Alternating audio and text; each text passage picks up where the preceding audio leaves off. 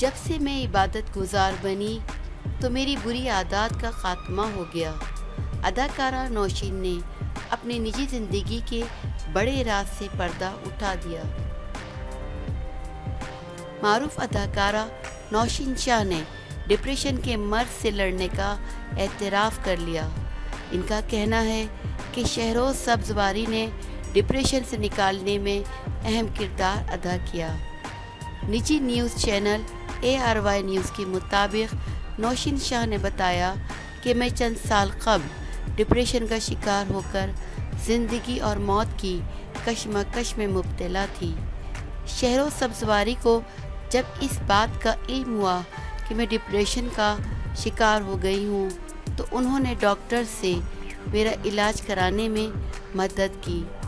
اداکارہ کا کہنا تھا کہ بیماری کے دنوں میں میرا رویہ ایسا ہو گیا تھا کہ لوگ مجھے پاگل کہنے لگے تھے اور لوگوں کی جانب سے کہا جاتا تھا کہ یہ پاگل ہو گئی ہے۔